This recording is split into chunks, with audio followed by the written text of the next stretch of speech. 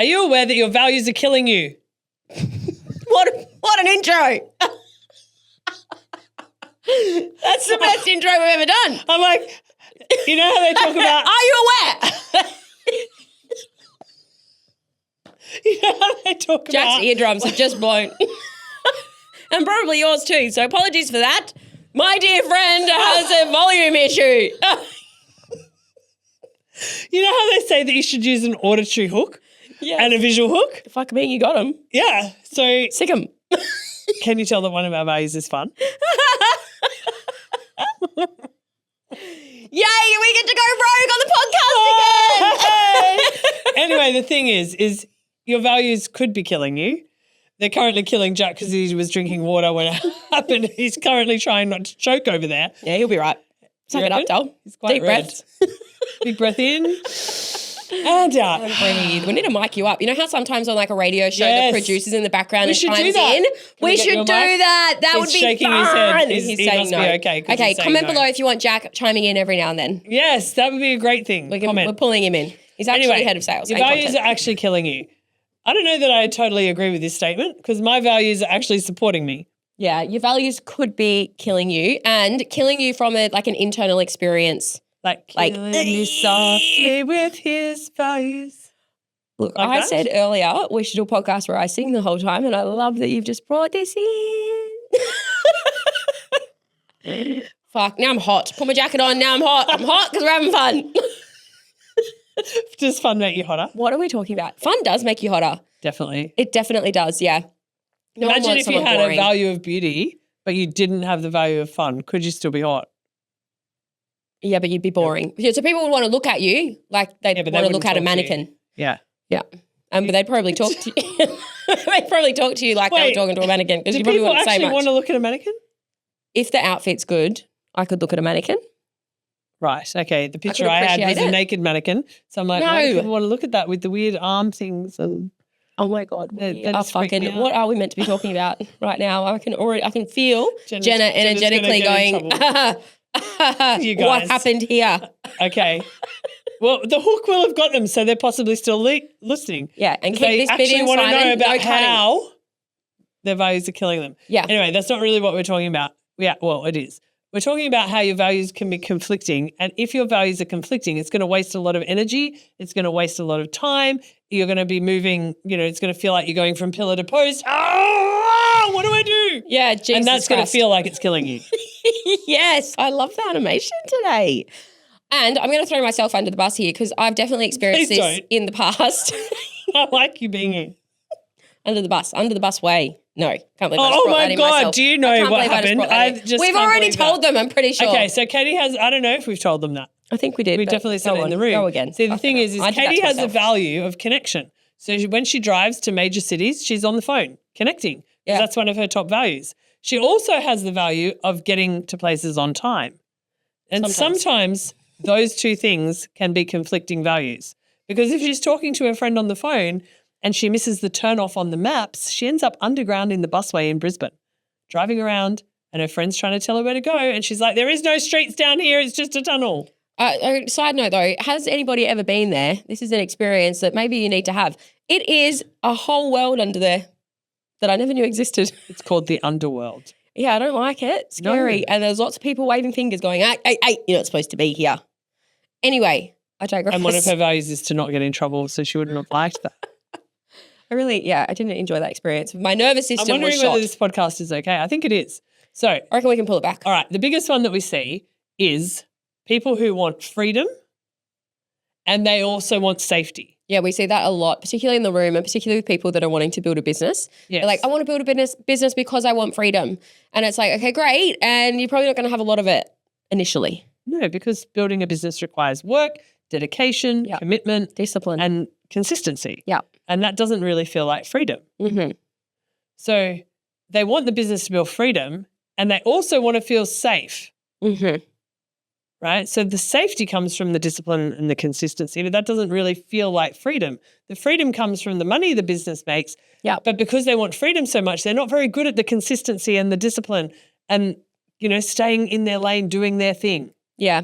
Yeah, it's really, and it's like, it's frustrating to witnessed this in somebody else, because I've definitely been there in the past, like with another example, which is the like love and independence. Like I want partnership and I also want to be independent. And I feel like for so much of my life I was in partnership, and then I've spent the last almost 6 years, like there's been a couple of like short relationships in there, however, almost 6 years single and really focused on building independence. Yeah. And so now I can feel myself go, oh, okay, maybe I'm ready to collapse this paradox now. It's like, okay, I've done this side of partnership and now I've done this side of independence. And so now they get to coexist together. Yes. Yeah. However, for a really long time, it was this like, like when I was in that really long-term relationship, I could feel myself desperately craving independence. Yeah. And then being independent, I could feel myself desperately like wanting to be able to share my life with somebody, yet being unwilling to give up the independence. By the way, if you are looking to date someone and Katie's your girl, just please message in the bottom.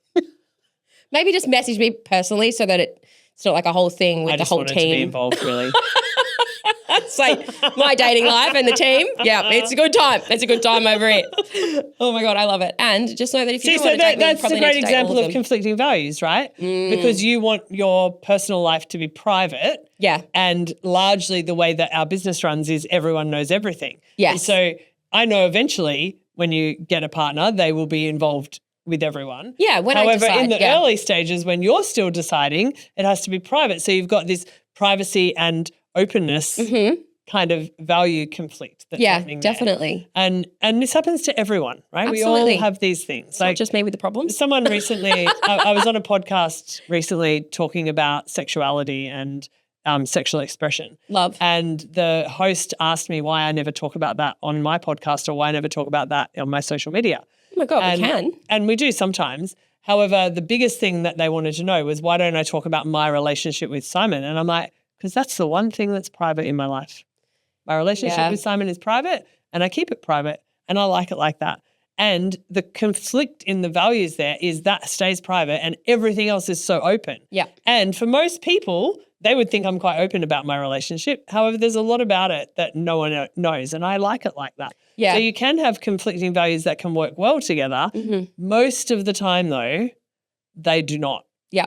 So the one, I'm going to give you the classic one. You've got a corporate woman. She's scaled the corporate ladder. She's got to the job that she wanted and now she hates it. She wants to be a corporate escapist. She wants to leave, run her own business, and will use all the skills that she's gained on the way because she's gained some incredible negotiation skills, communication skills. She really could be great at business. Yeah. Yet letting go of the safety of the regular income to build her business creates a values conflict because the money is important for raising her children, buying the family holiday, et cetera, et cetera. However, staying in that job is killing her. Yeah, and she deeply craves fulfillment. And she really wants fulfillment. Like that's your standard conflicting value that we see a lot of. Yeah, absolutely. And so the way that we help people is we actually go, okay, well, what is that value attempting to give you? Yeah. So why is that value there? So rather than just going, oh, I've got freedom and security, what is the freedom about? Is it about being able to have more choice? Is it about being able to have more time? Yeah. Because a lot of people say freedom, but there is no real freedom. Okay. It's a bit of a farce. Like you can be free when you die. Yeah. Because you're free of all the thoughts, right? So if it's about I want to create more time the way I want to spend my time. In other words, I don't want to be told when I can eat my lunch, right? And then you've got safety and security, which is I need to be told how to do everything. We end up in this conflict. Yeah. And so what we want to do is go, okay, well, what do we want out of the safety? Okay, well, out of the safety, we want some reassurance. It's great. Right? You're essentially like chunking down, getting hyper-specific of what actually sits within that value. Yeah, so we want some reassurance that we're going to be okay and we're going to be able to do it. Okay, so cool. Maybe we don't just quit our job and run into business. Maybe we reduce our work hours. What do you mean? You can blend? Yes, and start our business. Yes. So perhaps you drop down to a 4-day fortnight or something. Yeah. Where you've got, working 4 days in your job, so you've got partial income coming in and you're starting to build your business and you've got partial income coming in there and both of them are making up for the lifestyle that you want to have. Yeah, this is actually so important. And I was having a conversation in my DMs yesterday with a woman that's come to our NLP practitioner training and she's coming to our November Master Prac training. anyway, we're having a conversation because she's like, she's got multiple businesses. She wants to start a coaching business. She also has another business and then she works full time. Yeah. In her full time split though, she like with the particular role that she does, she essentially works like I think she said a 5-day fortnight. So she's like, they're big shifts, but not that. So I'm like, babe, you've got so much time. Like, what's your problem? Something's not, math ain't mathin'. And she's like, oh no, but they're big days though. And so I need like recovery time. And I'm like, do you actually want to be a coach?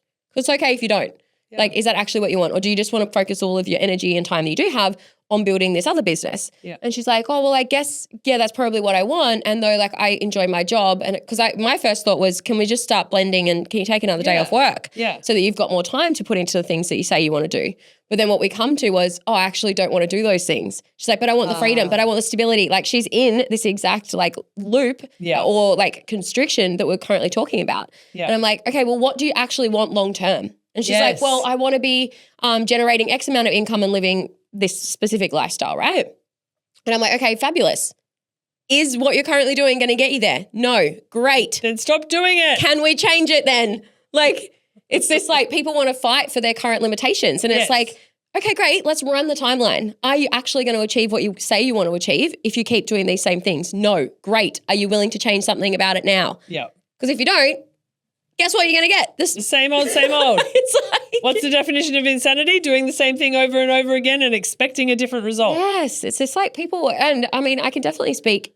I've definitely felt this in the past myself where it's like there's almost this like addiction to the longing for something. It's like you want it, not want to have it. Yes. And I feel like that's such an interesting like concept for people to like play around with in their brain if they are in this phase of feeling as though, oh, hang on, I can feel my values being conflicting. It's like, okay, well, what are you pretending to want and what do you actually want?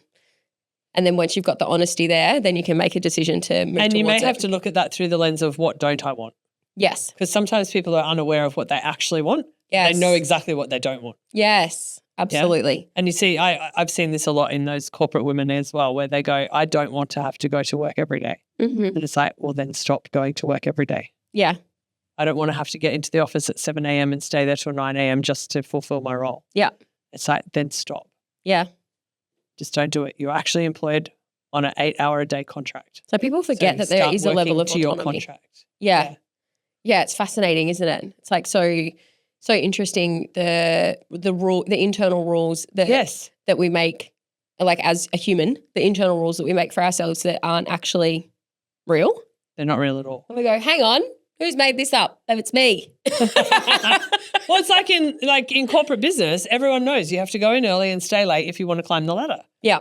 But if everyone stopped going in early and staying late, they'd suddenly realise that actually they don't employ enough people. Mm-hmm. It's like a perfect example outside of the corporate kind of setup.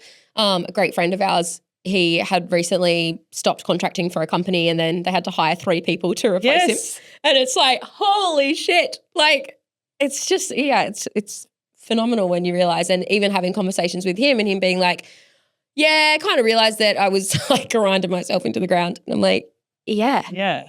Like everyone else could see that. So it's fascinating, which again, just proves the point of the benefit of having a great coach or having someone in your corner that's able to go, hey, you know that thing you want? This kind of isn't in alignment with that.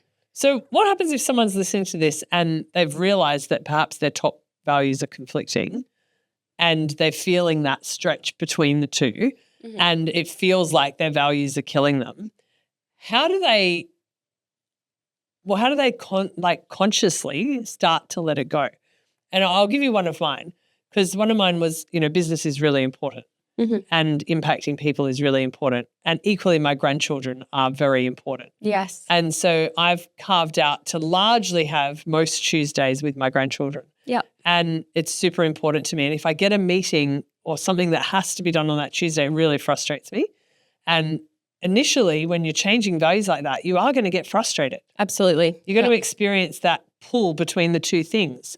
And then eventually you're going to be able to have it so that you know exactly how to run your day because you're used to it. So I know on the day that I have Flynn and hopefully soon Hazel, I know that I can wake up in the morning, I can do meetings at 6 o'clock and 7 o'clock, and then I need to leave the house at 8:30 to be at swimming. Yeah. And then from 8:30 till 3:30 when I drop them home, that's total grandchild time. Yeah. And the only time where it's not is if they happen to have a long enough sleep that I can sit and do a piece of work. Because I'm not just going to sit there staring at them sleep. I do actually stare at them sleeping for a short period of time, and then I don't. So my value of family and my value of business still get fulfilled. They just get done at different hours because from 9 till 3, I'm with the kids. And come 3:30, I'm fully back on business. And that Tuesday does feel hectic sometimes because I have to do business in the morning. Kids, I don't have to. I get to. Yeah. Right? And I get to do kids in the day, and then I choose to do business at night. And so Tuesdays end up being quite a big day for me, even though I don't have many meetings. And I'm choosing that. If I want more in my life and I want to have both, I have to create more time, more, and expand my capacity. Yeah, that's exactly where I was going. It comes down to the expansion.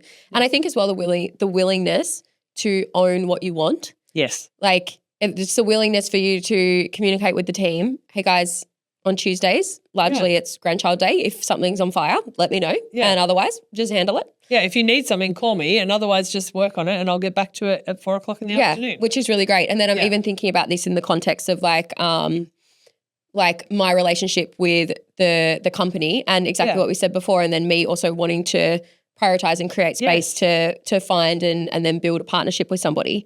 It's that like everybody knows that like if I'm going on a date, like I'll often let you know because it means I'm not going to be in the chat with clients. However, it was when that first started happening, it was that period of me going like, oh, like I'm like, and all internally, I'm letting someone down, I'm letting the clients down. And then it's like, hang on, what do I want?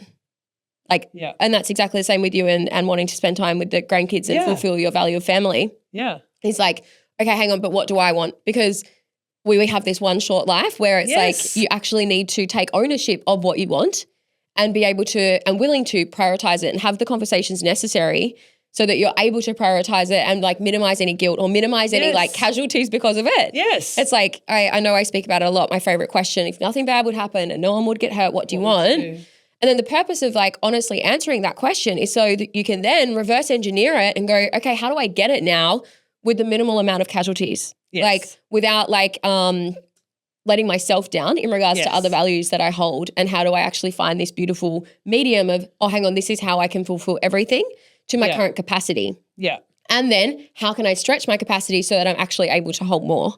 Yeah, and how can you choose workplaces that are willing to support your values? Oh my God, absolutely. Like you know that if you had a date opportunity and there was something on, we would do everything possible to allow you to have the date opportunity because really we know if your other values are fulfilled, you'll stay in the business longer. Yeah. Now, big corporates don't know that. Yes. And if they do know that, they don't really care about that because oh my God, and if they did, how much happier would the world be? It would be so much more happy. So the thing is you don't have to stay in your corporate job. You don't have to stay somewhere where people aren't valuing your values. Yes. You can change. Yes. However, you have to allow your values the opportunity to move with you. Mm-hmm. And so if you're working in a job where the money's really great, but your lifestyle is really terrible, that's conflicting values. And so you need to actually look at how else can I do this? Yeah, and I think that's like a great place to start for anybody listening to this is to sit down and map out what would be an ideal day for you. Like what is the perfect day for you that fulfills what you currently believe to be your top values. Yeah. And then to sit down and go, okay, great. How can I? Exactly. What conversations do I need to have? What alternative sources of income do I potentially need to create?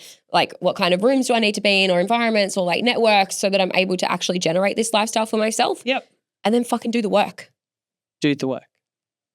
Drop back in here and pop comments below when you realize that you can change. Yes. Yay.